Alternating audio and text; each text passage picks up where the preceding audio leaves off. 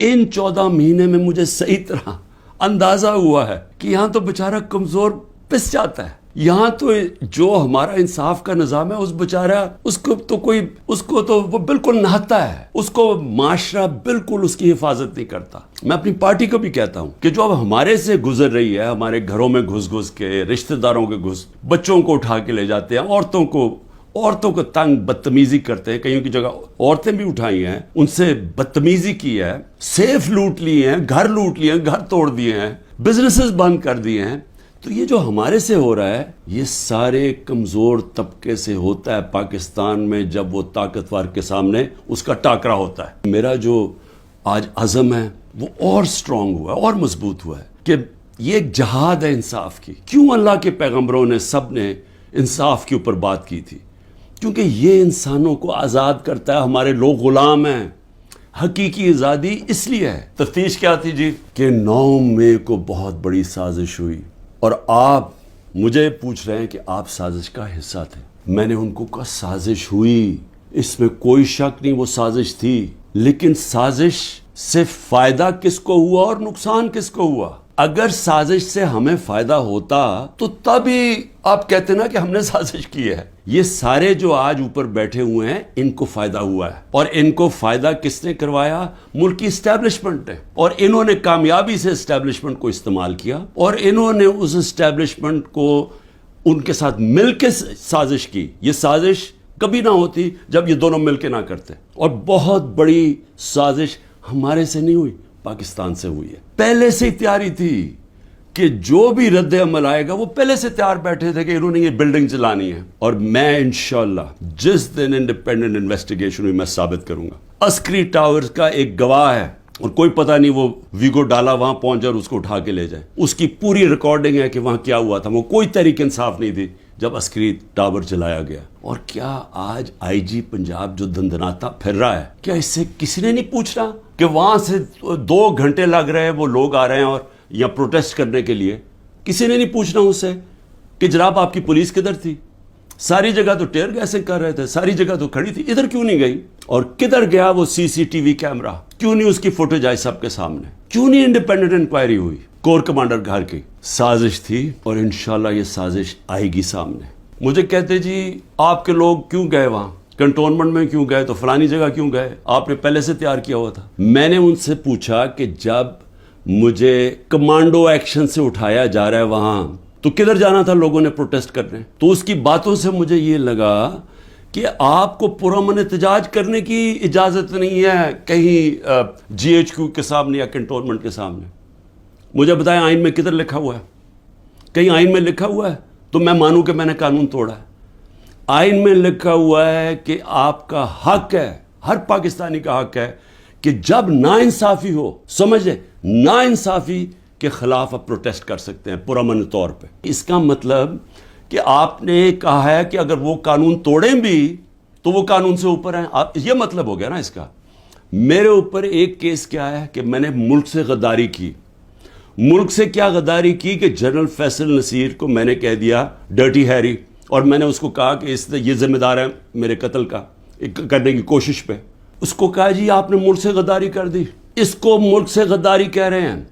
اس کا مطلب یہ کہ یا تو وہ جنرل فیصل نصیر قانون سے اوپر ہے, یا آپ نے اس کو لائسنس دیا ہوا ہے کہ وہ کسی کو قتل کر دے. مجھے سے وہ پہلی JIT میں پوچھتے جی خان صاحب آپ کے پاس پروف کون سے تھے کہ یہ فیصل نصیر نے کروایا؟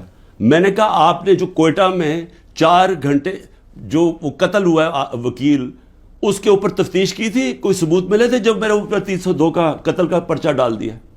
کیا جب ضلع شاہ جب مرا تھا تو 3 دن میرے اوپر 302 جب قتل کا پرچہ لگایا تھا, آپ نے تفتیش کی تھی؟ تو جب FIR کا مطلب ہوتا ہے فرسٹ انویسٹیگیٹنگ رپورٹ, تو جب وہ تفتیش ہوگی تو پتہ چلے گا نا. بیان لیے جا رہے ہیں جو جیلوں کے اندر لوگ ہیں, جو خاص طور پہ جن کو انہوں نے سمجھا جی جیو فینسنگ میں آ گئے, ان سے بیان کیا لیا جا رہا ہے؟ میرے سینئر لیڈرشپ جو جیلوں میں ہے کہ جی 164 کا بیان دیں کہ عمران خان نے ہمیں حکم دیا تھا کہ وہاں جا کے گھر جلاؤ.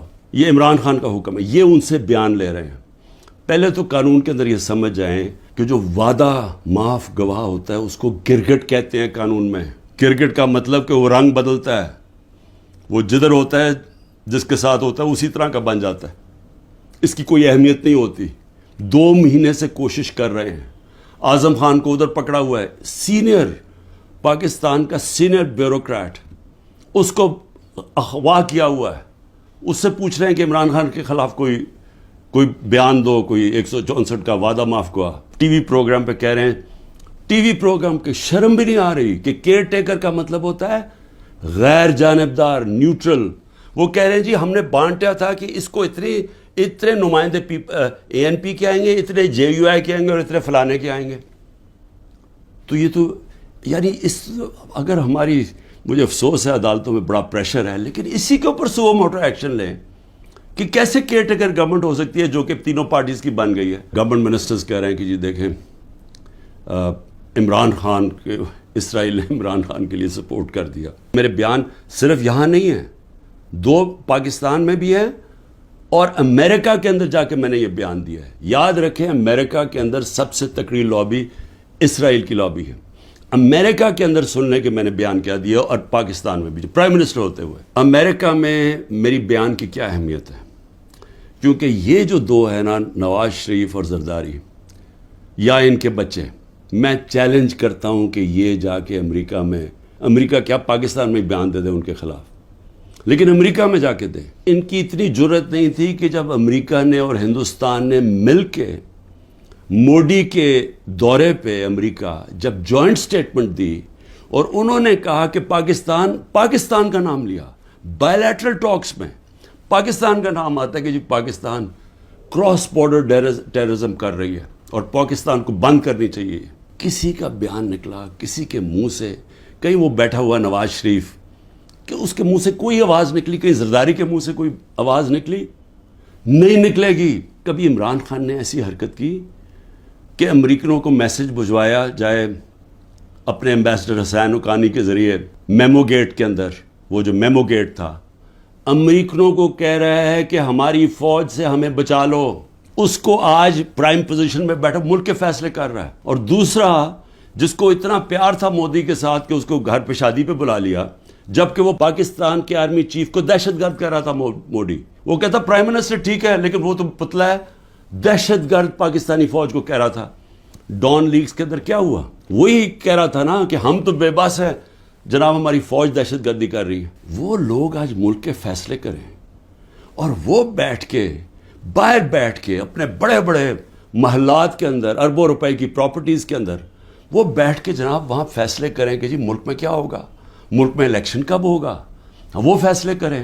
اور یہاں کیا نظر نہیں آ رہا ہماری اسٹیبلشمنٹ کو, آپ کو نظر نہیں آ رہا کہ یہ کر کیا رہے ہیں اس ملک کے ساتھ. بڑی خواب ہے پاکستان کی, بڑا اس کے لیے بہت بڑے ذہن تھے علامہ اقبال, اس کے لیے جس نے کس طرح کی سٹرگل کی, وہ بہت ہی بڑے لیڈر تھے, قائد اعظم.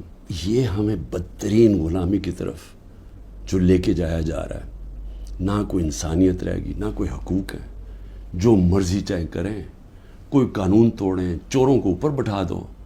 جو فورن پالیسی ایسی ہے کہ ہم ساری دنیا میں ذلیل ہو رہے ہیں آج. میں بھی ہر قربانی کے لیے تیار ہوں اس ملک کی آزادی کے لیے, اور میں آپ سب کو کہہ رہا ہوں کہ آپ کو تیار ہونا پڑے گا قربانی کے لیے, کیونکہ آزادی گھر میں بیٹھ کے نہیں ملتی. زنجیریں گرتی نہیں ہیں, توڑنی پڑتی ہیں, جد و جہد کرنی پڑتی ہے.